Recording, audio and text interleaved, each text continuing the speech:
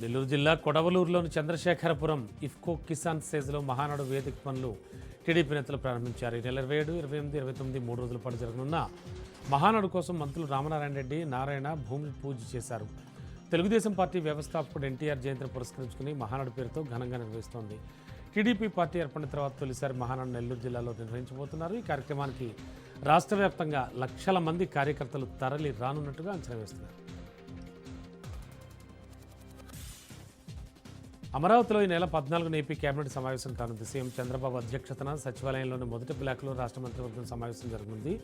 రాష్ట్రంలో అమలవుతున్న సంక్షేమ పథకాలు, అలాగే అభివృద్ధి పనులు, పాలనాపరమైన కీలక అంశాలపై సమావేశంలో చర్చించి నిర్ణయాలు తీసుకుంటారు. మంత్రివర్గ సమావేశం నేపథ్యంలో సీఎస్ సాయి ప్రసాద్ అన్ని శాఖల అధికారులకు కీలక ఆదేశాలు జారీ చేశారు. కేబినెట్ చర్చకు పంపాల్సిన అంశాలకు సంబంధించిన ప్రతిపాదనలు నెల 13వ తేదీన సాధారణ పరిపాలన శాఖ పంపాలని సూచించారు. ఆయా శాఖల వారీగా సిద్ధం చేసిన ఫైళ్లను గడువులోగా సమర్పించాలని సీఎస్ స్పష్టం చేశారు. హైదరాబాద్ అల్వాల్లో నిర్మిస్తున్న టిమ్స్ ఆసుపత్రి నిర్మాణ పనులను మంత్రి కోమటిరెడ్డి వెంకటరెడ్డి పరిశీలించారు.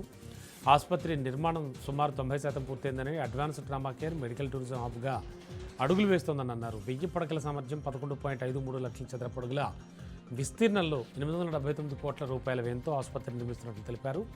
నిర్మాణంలో జరుగుతున్న ఆలస్యంపై అసంతృప్తి వ్యక్తం చేసిన మంత్రి పెండింగ్ పనులు వేగంగా పూర్తి చేయాలని అధికారులకు ఆదేశాలు జారీ చేశారు.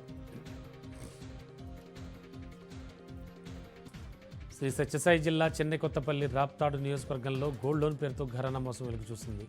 మండల కేంద్రంలో కీర్తన గోల్డ్ లోన్ బ్యాంక్ ఖాతాదారులను నమ్మించి బుడి కొట్టించాడు. ప్రజలు తమ బంగారాన్ని బ్యాంకులో తనఖా పెట్టి తీసుకున్న రుణం తిరిగి చెల్లించారు. తర్వాత బ్యాంక్ సిబ్బంది వారి బంగారాన్ని తిరిగి ఇవ్వకుండా మోసం చేశారు. ఖాతాదారులను తీసుకున్న బంగారాన్ని బ్యాంక్ సిబ్బంది వేరే చోట అధికారులకు తనఖా పెట్టి సొంత లాభం పొందుతున్నారన్న ఆరోపణలు వెలువెత్తడంతో తమ బంగారం తాము తిరిగి ఇవ్వాలని బ్యాంకు ముందు బాధితులు ధర్నా చేశారు. ప్రశ్నించిన వారికి బ్యాంక్ సిబ్బంది నిర్లక్ష్యంగా సమాధానం ఇస్తూ తప్పించుకు తిరుగుతున్నారని బాధితులు వాపోతున్నారు. విషయం తెలుసుకున్న పోలీసులు ఘటనా స్థలికి చేరుకుని బాధితులకు న్యాయం చేస్తామని హామీ ఇవ్వడంతో వారితో శాంతించారు. తమ బంగారాన్ని అప్పగించి న్యాయం చేయాలంటూ బాధితులు డిమాండ్ చేస్తున్నారు.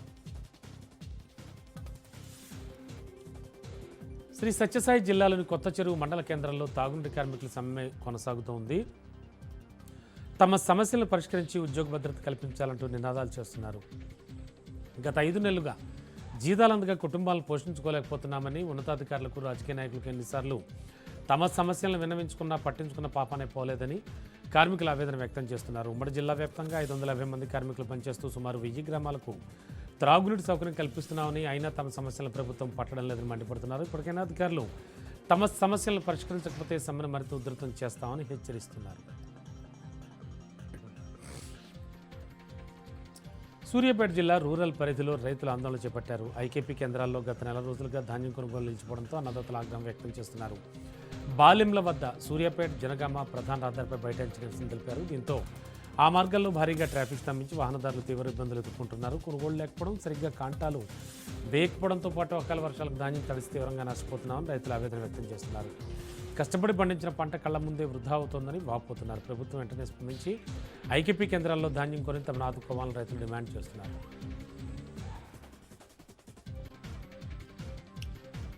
అర్ధరాత్రి రైతుల పొలాలే టార్గెట్గా దుండగులు రెచ్చిపోతున్నారు. సిద్దిపేట జిల్లా మిరిదొడ్డి మండలంలోని ధర్మారం, అరేపల్లి గ్రామాల శివారులోని వ్యవసాయ పొలాల్లోకి చొరబడిన దొంగలు కేబుల్ వైర్లు, మోటార్లు, విద్యుత్ స్టార్టర్లను ఎత్తుకెళ్లారు. ఈ చోరీతో సుమారు 15 మంది రైతులకు సంబంధించిన లక్షల రూపాయల విలువైన వ్యవసాయ సామాగ్రి పోయింది. గతంలో కూడా అనేక చోరీలు జరిగి పోలీసులకు ఫిర్యాదు చేశామని రైతులు అంటున్నారు. మళ్లీ చోరీ జరగడంతో రైతులు తీవ్ర ఆందోళన చెందుతున్నారు. పంట చేతికొచ్చే టైంలో మోటార్ లేకపోతే పొలాలు ఎండిపోతాయని అన్నదాతలు ఆవేదన వ్యక్తం చేస్తున్నారు. దొంగలను వెంటనే పట్టుకుని ఎత్తుకెళ్లి సొత్తును తిరిగిపించాలని రైతులు పోలీసులు వేడుకుంటున్నారు.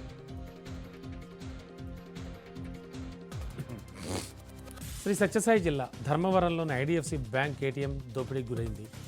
ఎర్రగుంట్ల రోడ్లో రామరాజ్ కాటన్ షాప్ పక్కనే ఉన్న బ్యాంకులో తెల్లవారుజామున గుర్తు తెలియని వ్యక్తులు బ్యాంక్ అద్దాలు పగలగొట్టి ఏటీఎం మిషన్ ఎత్తుకెళ్లారు. ఘటన చూసిన స్థానికుల సమాచారంతో వెంటనే జిల్లా పోలీసు యంత్రాంగం ఘటనాస్థలికి చేరుకుని దర్యాప్తు ప్రారంభించారు. చోరీకి సంబంధించిన పూర్తి వివరాలు ఇంకా తెలియాల్సి ఉంది.